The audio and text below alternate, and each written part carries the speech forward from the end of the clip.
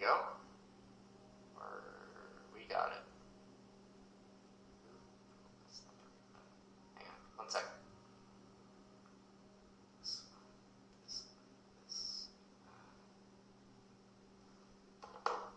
Okay, can you hear me okay? I can hear you just fine. Perfect. How are you?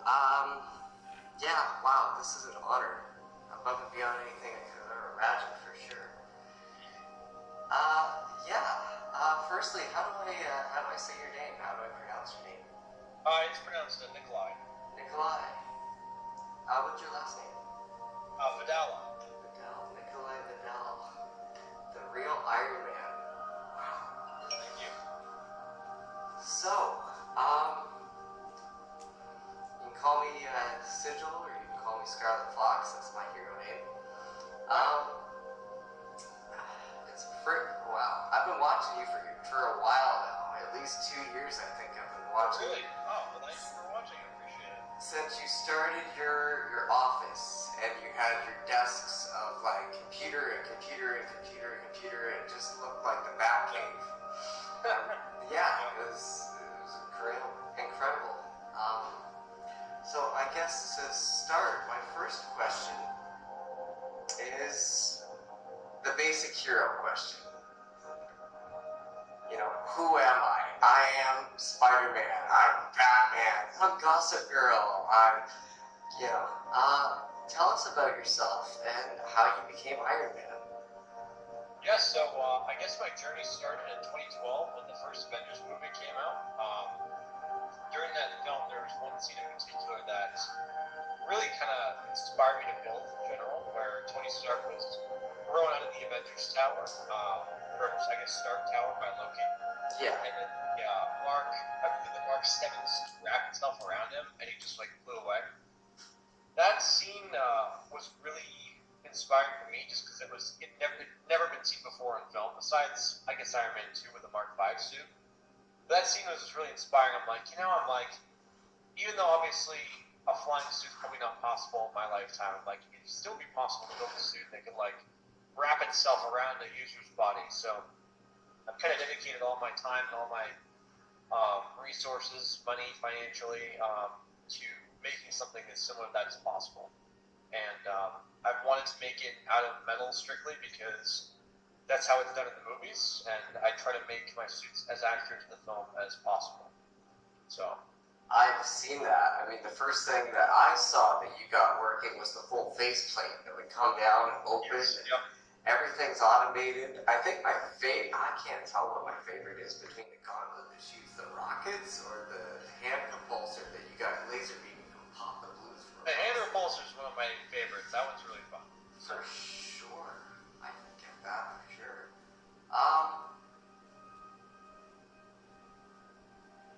I'm curious, what's involved with building the suit? There's obviously electrical engineering aspects.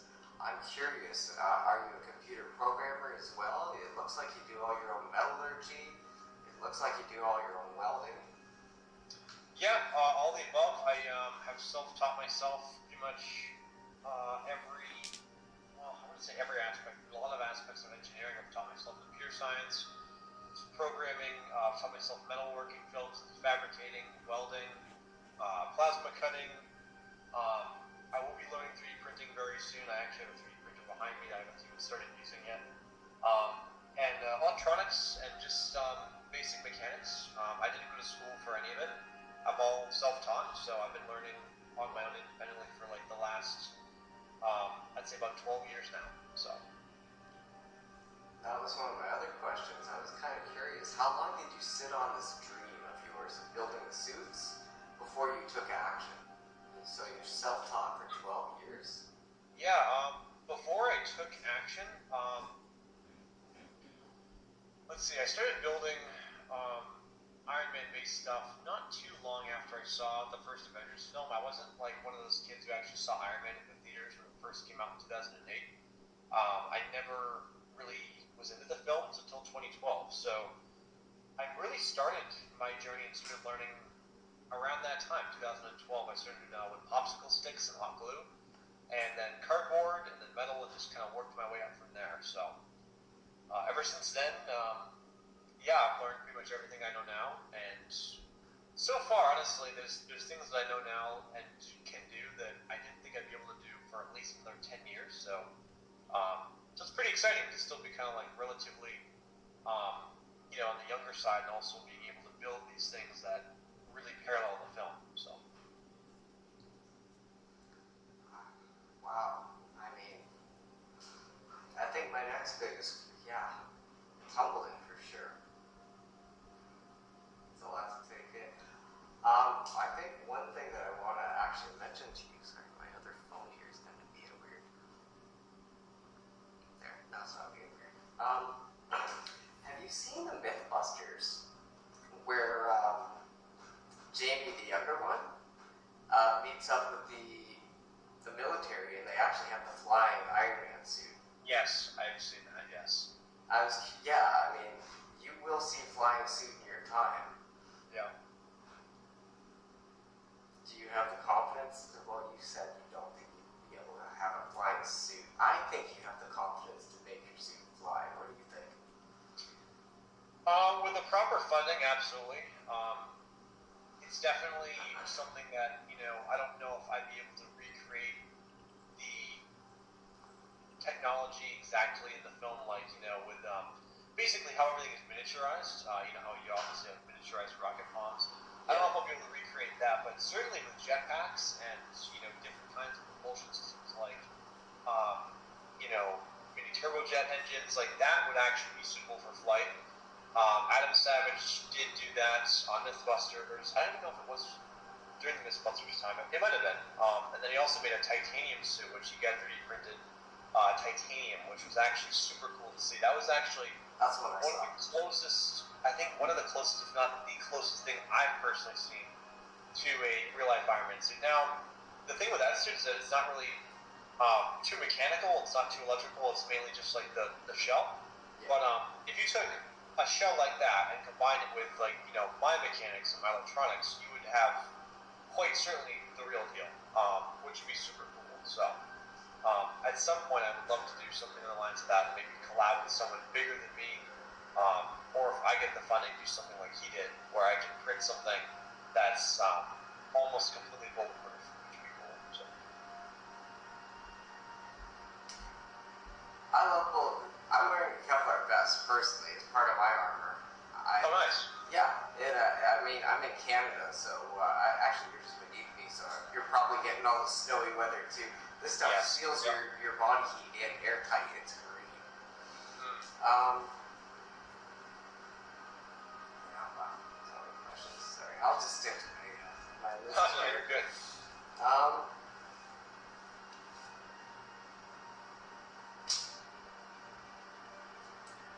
Out of your projects, out of all the aspects that are involved, what are the most enjoyable aspects of building the suit and becoming your own hero? And as a follow-up, what are the challenges that you gotta face? I've looked into electrical engineering. I know the math that's involved, and it's you're a smart man, sir. Yeah, it's pretty challenging, but I think the most rewarding aspects of it is when I achieve success and then getting the realization after I've built something that it is actually possible. I think in 2020 was a huge milestone for me because I taught myself so many things in 1 year that before even a year prior I didn't think were possible. The repulsor was probably my best creation at that time, and it actually is one of the best ones to this day I've ever made because it looks so similar to the actual movie. And I never thought that would be possible until I built it. I think the realization of knowing that something from the movie can literally be transferred to real life almost identically is pretty cool. That realization, I think, that I've had with several different things I've built is probably the best part of building for me. It's just like knowing it's possible. But the challenges surely are when you put a lot of money into something and then it fails. That is certainly a setback because obviously my funding is quite limited. So, I try to work out all the kinks in the prototype phase before I put everything into a final product. just in case it fails. Um, but yeah, I think the challenges are mostly when things just don't work. That's certainly hard to work around, especially when you've worked a long time on it. But for the most part, I haven't really made too many errors. I usually work on a lot of stuff in the prototype phase, so most of my stuff does work pretty good for the most part. So. Yeah, the other aspect, your prototypes, the concept that I've watched you design everything, like you said, out of like cardboard and popsicle sticks, how you started, that's the coolest part. Well, I mean, the fact that it works is the coolest part, I think. Curious, when you were, like, how did you get started on self-teaching yourself these things? Where did you start? Programming, metallurgy, welding, electrical engineering? I started mainly with just prototyping with cardboard. That's basically where I started off, because from there it's a very good introductory to fabrication, because obviously I didn't grow up with a 3D printer. Most of them were very expensive back 10 to 12 years ago, so cardboard was really the only thing I had at the moment. And I used cardboard and hot glue, and that taught me the principles of fabrication, scaling, designing, drafting. I taught myself a lot of different methods of trying to figure out how, shapes bend and how they still look when they're bent. And I basically taught myself just making armor out of that. And then I'm like, eventually it hit me. I'm like, if I can do this on a cardboard, it's applicable for metal as well. If I bend it this way, it's the same exact dimensions for metal. So I started then with metal, aluminum flashing, and then I worked to 16 gauge steel, and I just kind of worked slowly up from there. I'm still at the 16 gauge steel phase just because it's relatively, it's not too expensive. I mean, it's gotten a lot more expensive in the last few years, but it's a very good metal to work with because it's very machinable, it's very malleable, you can bend it mostly to how you want, and you can do so much with it. You can use it for bulletproofing. Fun fact, if you use three layers of 16 gauge steel to bulletproof up to 22 caliber bullets in close range. Fun fact, so I use a lot of that for my suits at the moment. So, but yeah, mostly I started off with just prototype with cardboard and metal, and then I started getting the electronics part of it, making little arc reactors that were battery powered, teaching myself how circuits work, different kinds of power sources between like batteries, LiPo, and then after that, I think I got into motors, and then that led to programming, and then it just kind of worked its way up from there, So yeah, I started off with fabrication, electronics, robotics, and then eventually later on, I started getting the chemicals, and, working out how different gases work and everything for repulsors. So I find that if you're really passionate about it, you'll figure it out somehow, no matter how long it takes. You'll still figure out the answer to what you're trying to solve. So. Well, the pronouns to impossible are I am possible. There you go. It's true. So, I'm going to jump into a little bit of my area of expertise here, and I'm going to direct you, if I can find, not if, I'll find the videos for you, I'll send it to you. I'm going to send you some really cool information on how to make lightweight, super cheap, superiorly bulletproof materials. Fiberglass. Fiberglass is bulletproof. Up to like 12 gauge shotgun shells at close range. Oh wow. And it's lighter than armor, you only need a little, it's cool. I haven't dabbled into it myself, I don't have funding for what I'm doing. I'm like you, I'm self-funded. But I've been through the ringer a few times with being hurt and injured. And I really, and again, I'm wearing Kevlar,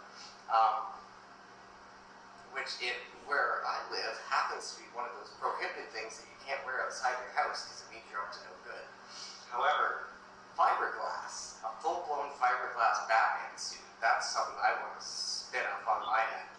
And you some of the videos I've seen on how to put it together and how well it's tested for ballistics. It's incredible, and especially the fact that it's super cheap and lightweight. And you can coat your suit in it too. Probably I put it on the inside personally. Wow, yeah, fiberglass. I've experimented with plexiglass, but not fiberglass. I'll have to look into that. That's interesting. Yeah, send me some links on that. That'd be cool. Yeah, it is cool. So yeah, I guess I got two follow-up. Well, I got a whole bunch of questions. I'll just ask the main one I want to know. How much does the suit weigh? I've seen your mounts and I've seen how it's hanging from the ceiling, and I've seen you walking around with that thing. It looks like it weighs at least 800 pounds. So the one that I used in 2020 that I built out of scrap is about 112 pounds. It's actually lighter than you'd expect. But the newer suit that I'm going to be starting on the 2nd of February, which is almost a few days away at this point, Yeah. that one will probably weigh closer to 300 pounds, maybe 400. It really depends on how much of the parts I use, because I have a whole shed full of parts right now. The whole floor is covered with, steel, aluminum. I've been gathering parts from transfer station right down the street for about 3 years. So I have just the suits I built in 2020, it pales in comparison to what I'm about to do. So this newer suit will be the most advanced thing I've ever created, and I'm building it all out of scrap material. So I'm putting zero funding into it. It's all recycled materials, which is super cool. That is cool. That was my other follow-up question there. How do you fund yourself? Like, what do you do for a day job outside of being a hero for yourself? I do basically odd jobs. I've been back and forth between retail jobs ever since I moved up to where I am now for like the last 3 years. So I've done a lot of retail jobs, but it's gotten to the point where it's an endless loop. You know, you figure you start a job and you do that for about 6 months, and it doesn't really go anywhere. You know that you don't want to stay there forever. So then it's like it's just really an infinite loop. You go from job to job and it never really ends. You know, just to pay the bills, and you kind of watch your life go by, and it's a really repetitive cycle that I just want to kind of end at this point, because it's like I'm 25 years old. I have a lot of skills that I've learned myself, and I know that there's real world application for these skills, and I think that if I just try really hard and push as hard as I can, I know that I can simulate the success I had in 2020 times 10, you know, because I was shooting off really well during the pandemic. I had a lot of media outlets, and, you know, people wanted to do podcasts with me, very similar to what we're doing now.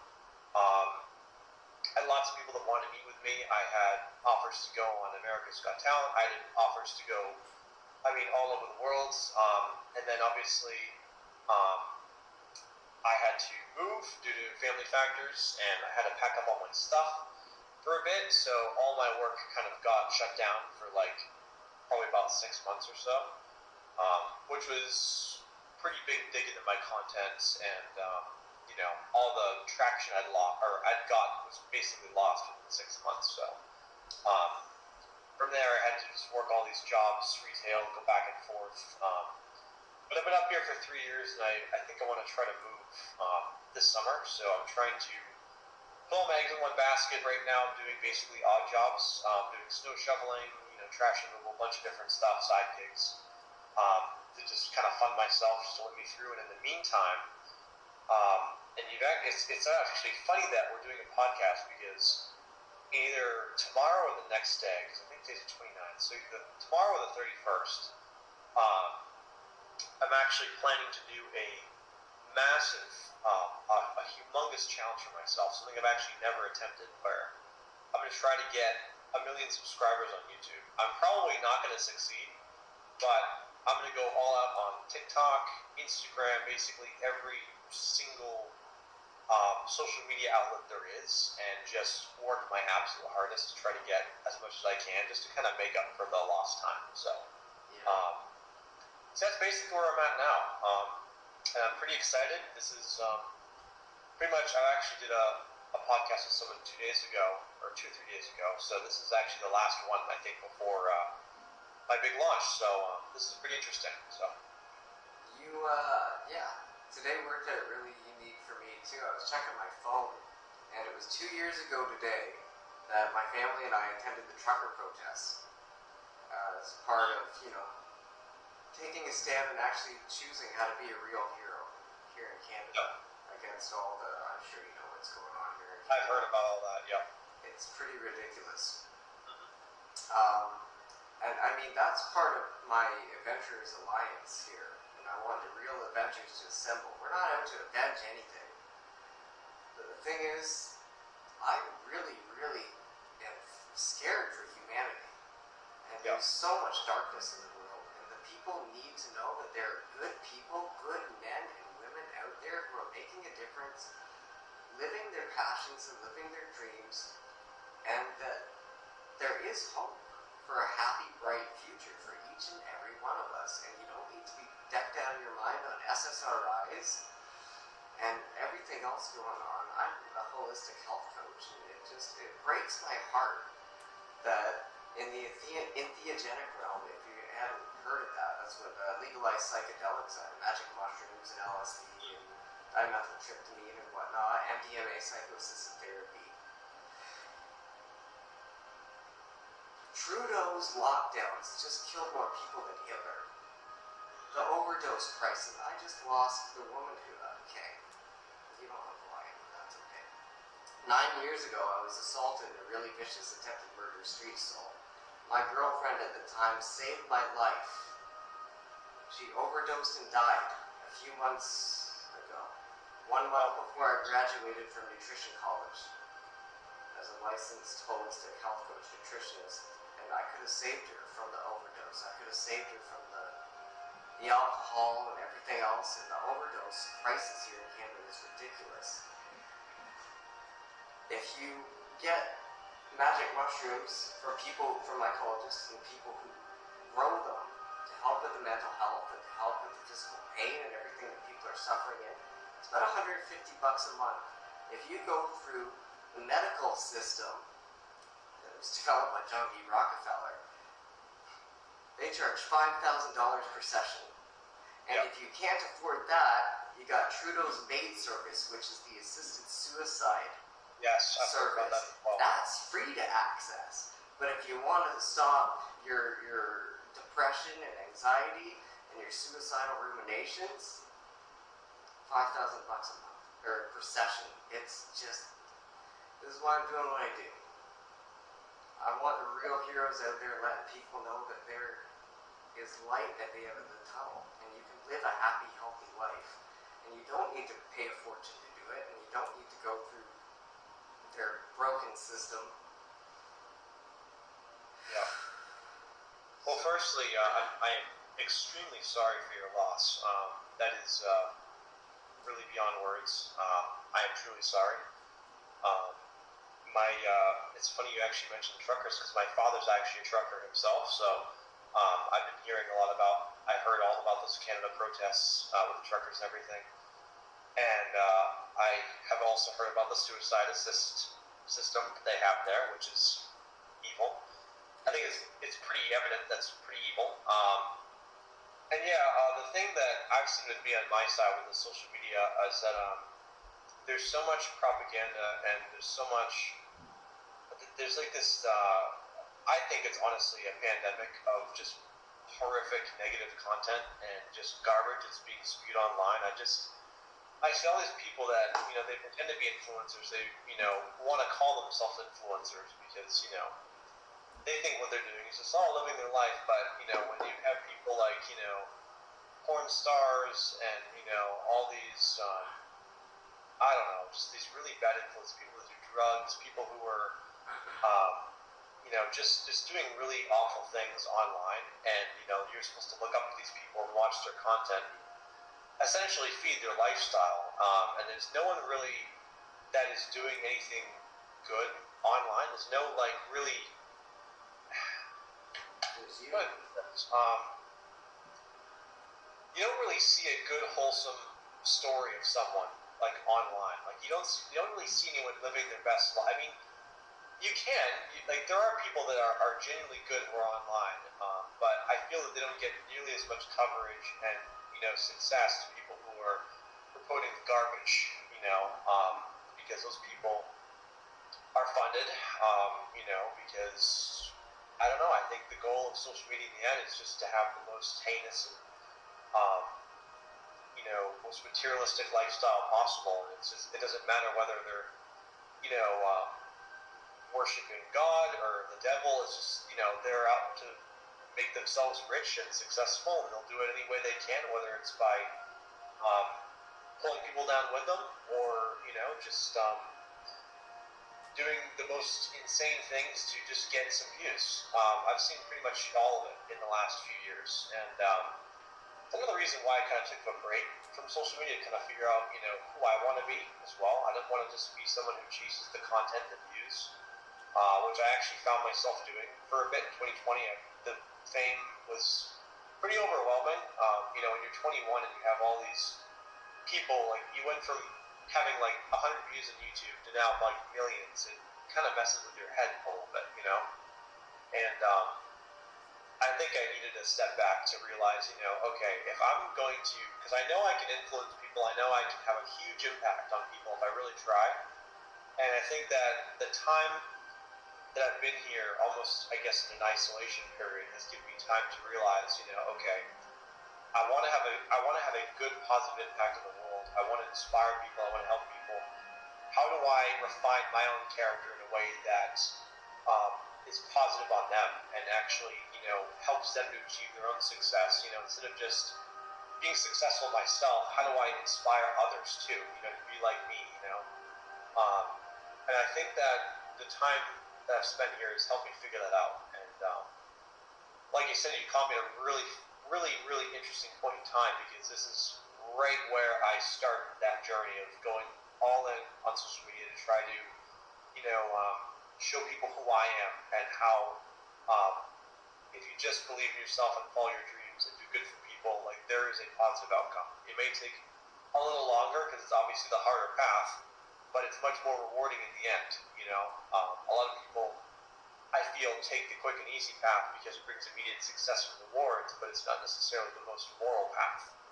And I've seen the downfall of a lot of influencers that have gone down that path, and it's very sad. We all know who controls the music industry. We all know who controls the media industry. And they have a very tight grip on these people. Now, these influencers, who are all contracted, they're all managed by different media agencies who don't care about them. They just care about what message they're sending out. If they can pay someone $10,000 a month to sit in their room and make really just kind of bad videos all day to keep people watching on their platform, they will. They don't care. And it's really quite sad. These people can talk about God. These people can talk about finding themselves, starting a better path. I've seen a lot of people, for instance, Aiden Ross. I've seen his content back and forth across the last year and a half, where he tries to start a better path for himself, and he gets inspired. And then you hear about how, a few months later, he gets addicted to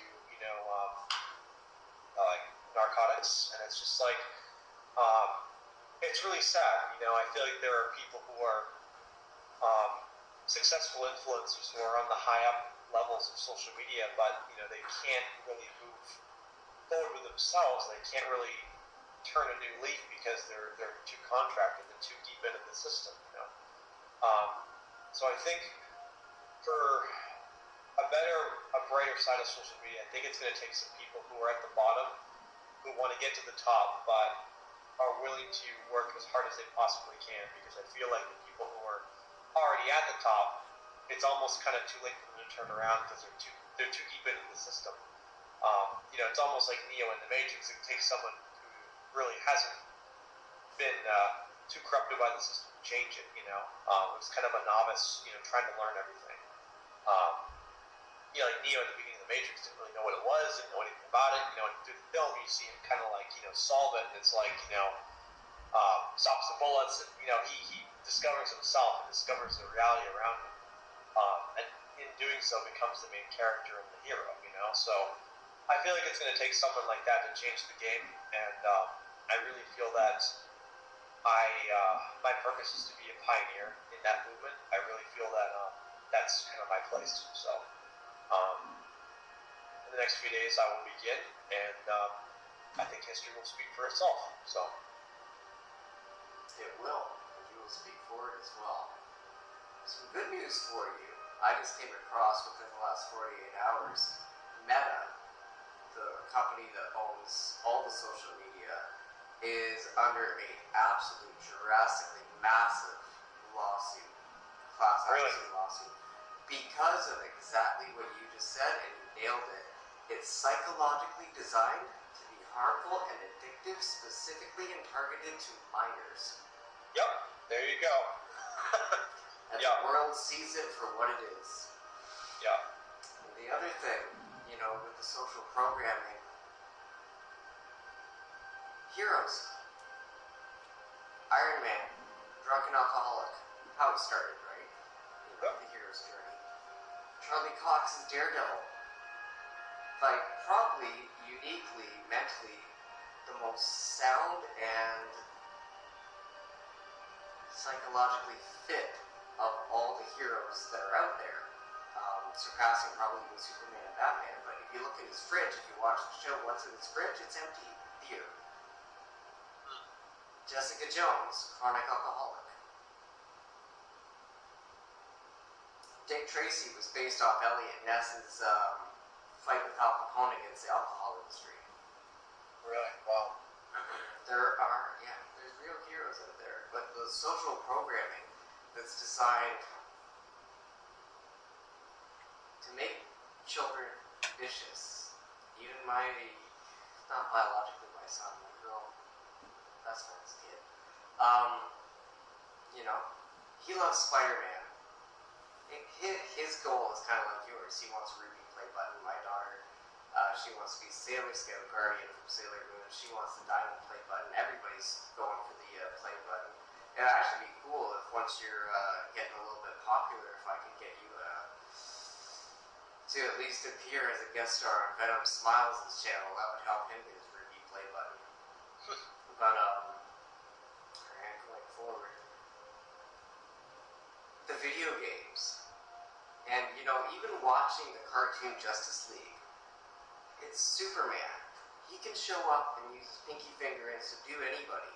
What's he do? He shows up and starts punching. And then when you shut the video games off on the kids and the dopamine center pops and all the biological stuff that goes on that causes the emotional havoc and turmoil, next thing you know, he thinks he's in a boss fight. And he's doing exactly what he's seeing on TV. He's punching, he's kicking, and he doesn't know any better. He does now. He's turning 8. When he was 5, that was pretty vicious. And, both kids, they watch the YouTube stuff. What pops up? Ooh, Rainbow Friends, and Huggy Wuggy, and Poppy's Playtime, and all these child-friendly, rated R, psychological terrors. The whole genre of Netflix and video games is all based off of the apocalypse and the end of the world and demons. Because it's the psychological aspect that if you look at the media and the news and right back to the newspaper, why do you guys report only the bad stuff? Well, the bad stuff gets the likes. It's just like what Meta did. The negative is psychologically targeting humanity and people and children. And you get the dopamine hit from all the blue light stimulation and the bright, vibrant color pops. Remember Avatar when it came out? Not the Airbender, but the blue people. You remember the suicide rate that jacked up after? Did you hear about that? So many people would go see this new, bright, vibrant world of new graphics that look real. No, it graphically looks real and feels like a real forest. Anyway. But yeah, all these people developed severe depression after seeing Avatar, because they come home to these dark, drab lives, and they look on the news, and it's the donut of the month, every month going back to swine flu, mad cow disease, cholera, school shooting. Yeah. But I gotta be careful, because they'll actually cut my feet if I'm too accurate with what I'm saying in the chronological order. I've had that happen too. And it's psychologically causing the need for the maid service. It's a population control thing. I don't even want to get into the conspiracy stuff here. I want to keep it heroic and happy and keep that bright, vibrant pop. But people are crying and people are dying, and it has to stop. I'm not letting my kids grow up in this world. Yep. I'm going to do something to save it or change it, or I'm going to friggin' damn well die trying. Yep. Somebody already tried to kill me. Didn't. I don't die so easy. That's part of my own recovery journey. It's how I became a holistic health coach. I was beaten to the point where I had amnesia for like 6 years. Oh, wow. I couldn't use a pencil. I couldn't write. I couldn't read. I met my best friend as a holistic health coach, Reiki practitioner, and she loved the crap out of me and nurtured me back to health. Created the man you see before you today. So it's that part of my passion behind this, and this is why I want to connect with the other people like yourself, the people who are out there, the heroes who are influencing heroes to be heroes, because no matter how I look at it or spin the linguistics, you're still a hero's hero, and it doesn't matter if you're starting on day one. Yeah. You know, you're not starting on day one. You're, what do you say, 8 years self-taught? About 12. 12 years self-taught, yeah. And that passion and that drive. Getting more into the,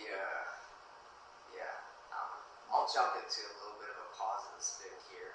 I'm curious, have you considered, once you're done with the Iron Man suits, would you span out into, Fallout, the Brotherhood of Steel, the big armored suits too? Have you ever seen those? So, I have seen those, and I actually know someone who actually specializes in building those.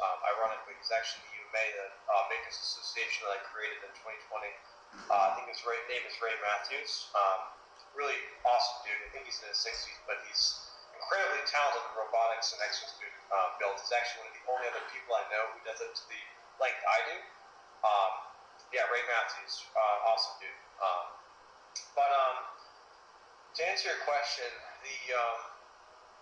my path is really focused entirely on just making. It's actually gone beyond Iron Man, to be honest with you.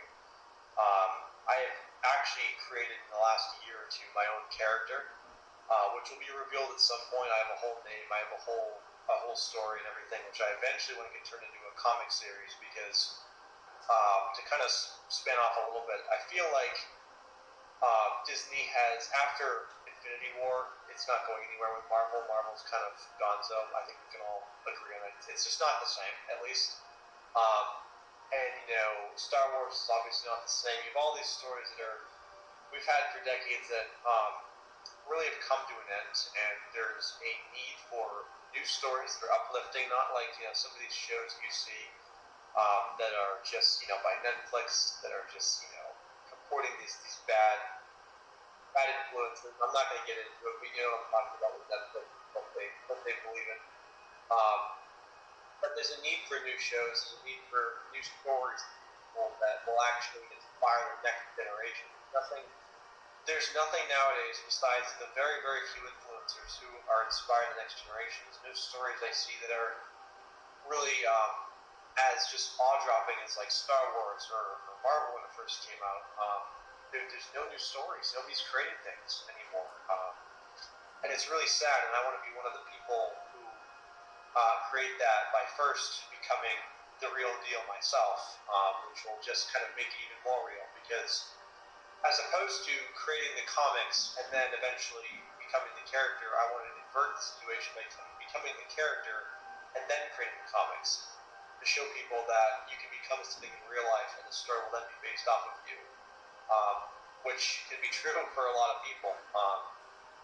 So that's kind of my plan. I have a whole story, a whole character, which I'll probably spend the rest of my life expanding. I don't see really an end to that. I think it will be kind of a plant that will be, I'll plant it and it will just keep growing into a beautiful tree and it will eventually become a forest. I have a whole name for that enterprise, I have a whole name. I've actually planned out most of what I want to do in my life already. Now it's just a matter of taking the leap and actually starting my journey so that way everything else can branch off of it. But yeah, my building will basically, for the rest of my life, be centered around my own style. It's evolved past Iron Man. I started working off of Iron Man in about 2021. I kind of came to the realization, everyone is already doing Iron Man. That's the thing. A lot of people already build Iron Man suits, and most people 3D print them now, which is cool. I've seen a lot of incredible 3D printed suits, but I want to make mine different, because nobody will really be able to tell whether mine's metal or 3D printed, unless you see it in person. So, making my own character, my own identity, my own custom suit that the world has never seen before is something that's really been enticing to me. And I will definitely begin that in the next few days. So the story will begin in the next few days. I'm really excited. So I'm excited too. I'm actually doing something incredibly similar. I'm using Canva and I'm using the little vinyl pop figures. If you look on my wall there, you can see some of them. To do my own comic strips. My character, the Scarlet Fox, Master of Locks. You ever play Oblivion? No, but I have heard of it many, many times. I've had friends who played it. There's a character in there. He's the Gray Fox, and he's a master thief. He was in a really, I don't know if it's romantic here, and it kind of goes with my amnesia and 10-year recovery story here too. So I identify with the character. I'm just going to make him a little bit more vibrant. The character himself, Corvus Umbernox, made the mistake. He stole a magic artifact from one of the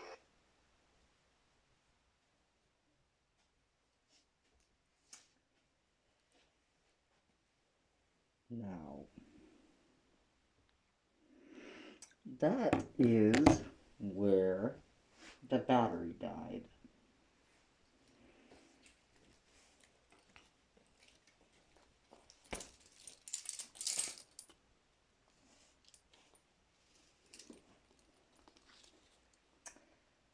Do you like my grapple hook? It's how I watch the world from above as we look down on all the who's and who's with a very important message from someone who does not obey and never entices anyone. I am done. Now.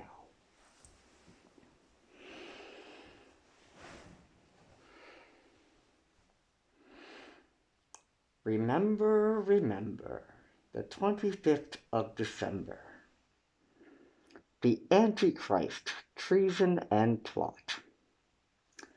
For I see of no reason that Trudeau's COVID treason will ever be forgot.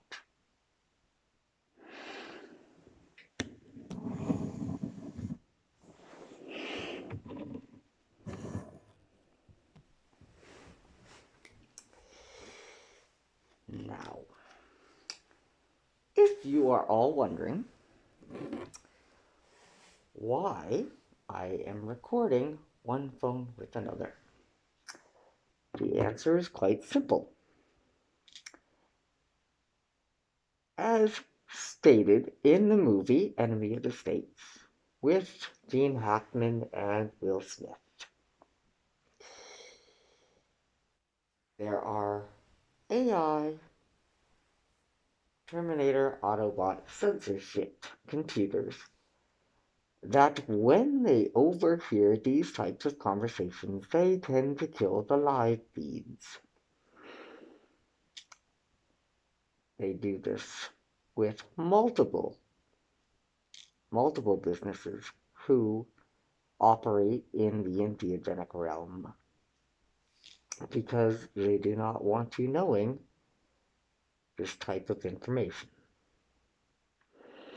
And it has little to do with talking about video games and or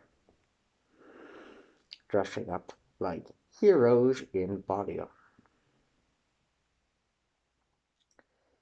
The TechMaster, as you heard, specializes in technology including computer programming.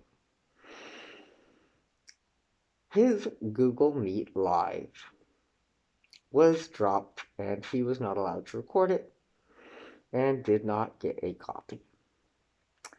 My Instagram Live did the same. And I kid you not, it was as I held the phone and said goodbye and went to press the button, they killed the feed and did not let that upload. So, what have we learned from this conversation? Likely a lot. Now, what have I learned about using social media and expecting to save time because it buffers and uploads by the time we are done filming? Well, now, as somebody with a rather expensive $20,000 education in film, media, art production, special effects, cinematography, and 20 years of video editing, we are going to have to do this the old-fashioned way. Hence the recording. Now, my good dear friend Nikolai was smart enough to screen record the conversation. He also did not understand the concept that their programs prevent you from having audio when you do this. So, my good friend there, the TechMaster, has a very nice intrinsic quality video, and I am here getting the audio. This little phone, let me check it. Actually, this little phone has very good audio, and it actually has quite good video. Not that you can see it, because it does not want focus. However, this little phone is missing, it's very old and it's not very well updated. So, as I am attempting to upload that file into my Google Drive, for the last several hours it is still loading. So, rather than continually subjecting myself to higher cortisol levels, I am simply going to be sending him the audio. I will be recording just the audio, sending that to him in email, and I do believe he will be doing the edit. However, Nikolai, once you see this video and I talk to you again, feel free to send me the video and I will add the audio in. I am intrinsically good at paying attention to microscopic details when it comes to audio syncs. And I assure you, as much as the TV and Netflix and Hollywood editors seem to think they do a good job, when Godzilla is coming and the mouth keeps moving, however the audio has stopped, it is rather noticeable to someone like myself. So, who am I? That is a rather wonderful question now, isn't it? Outside of being someone who does not obey, don't obey, never entice, anyone, a.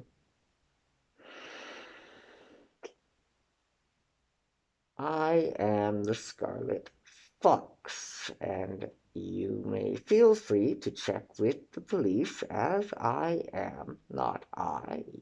Not I am a hero. However, my counterpart is a nationally registered felon and has been for the past decade and has another 13 years on that registry. So, I assure you, when I tell you that my name is Sigil Ravenwolf, this is my legal alias registered with said police.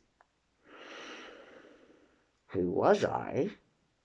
That does not matter. That person died quite a long time ago, as mentioned in the video there.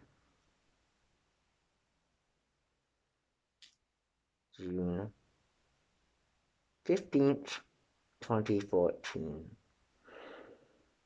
The father of my son decided to kill him on Father's Day.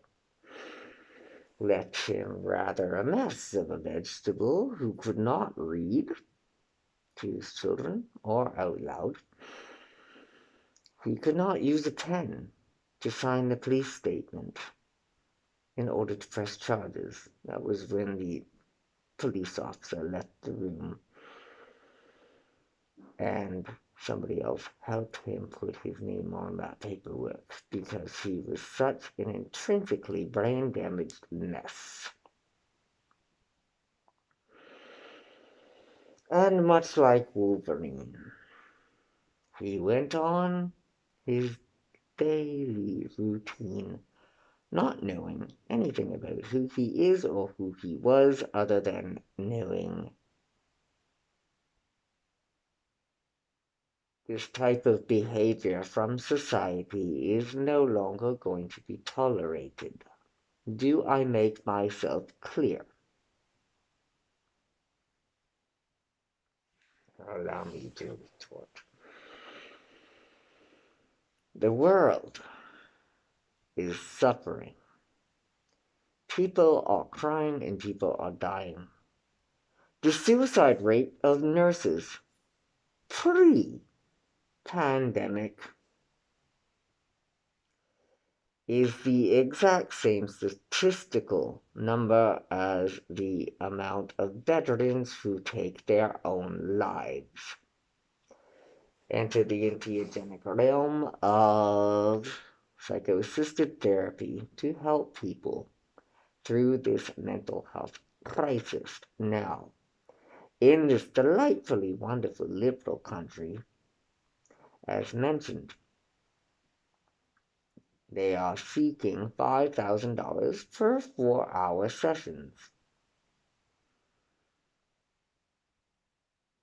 That is quite the upscale from $150 of medicine per month. These medicines come with an 80% success rate in curing people of their mental illnesses, depression, suicidal rumination, anger, aggression, memory loss, pain management. Did I say anxiety? Or perhaps I'm causing you some now. I assure you I am quite friendly.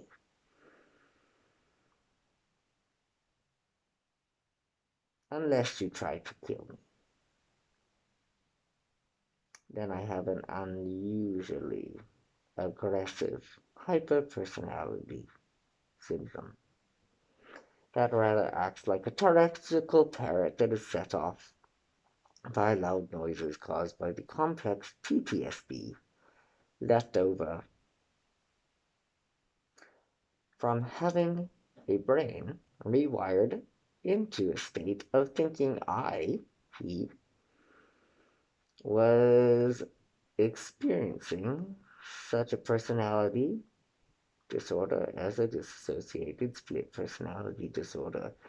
I did not understand what ambiguous guilt was until I looked it up and decided to research it, to which the person I was before quite literally did die, and the person I am now is left grieving with the emotional integrity of that of losing a wife, a child, or a loved one.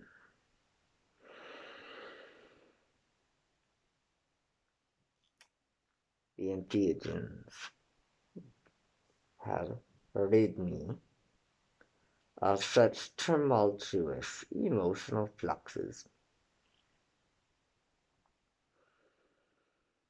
So, we are gathered here today by the powers vested in me as an ordained Reverend Raven Wolf, aka the Scarlet Fox Master of Locks. I am also professionally trained in ethical hacking. I do not like secrets, I do not like boundaries, I do not like borders. I do not like how this country and world is being governed. And when I ask us all to band together, I do not mean the climate protests who are throwing eggs and applesauce at the safety glass covering the Mona Lisa that does not accomplish much of anything. What I am asking of all of you who have a hero inside you, or a villain, does not matter, I myself, according to the measures of this liberal Nazi system, am also a villain, a rather reformed villain. I have been labeled a terrorist. I have been labeled such as a diaper swiper. I have lived in a maximum security correctional facility where I watched the real diaper swipers have their fingernails removed as part of their rehabilitation. Yes?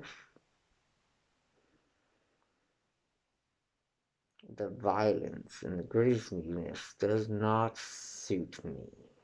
I am a pacifist. Not that you would know that from my training.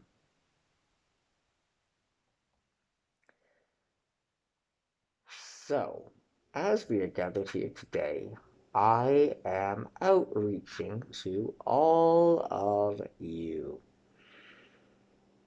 Heroes, reformed villains, and anyone who is intrinsically done, eh?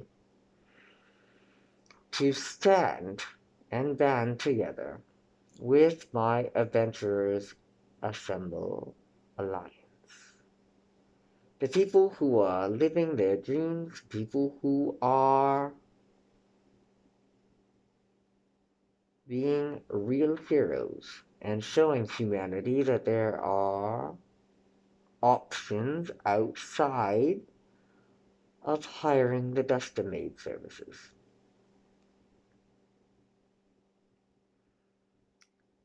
And I am asking all of you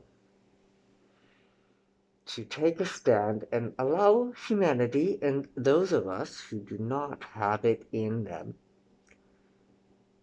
to face what is going on in their daily lives. Those of them who do not have the strength and the courage to fight for themselves. They need real heroes, actual heroes, to stand up and give them courage and inspiration. And it does not matter how you do it or what your ideas to do it are, because I assure you, ideas, ladies and gentlemen, are quite bulletproof.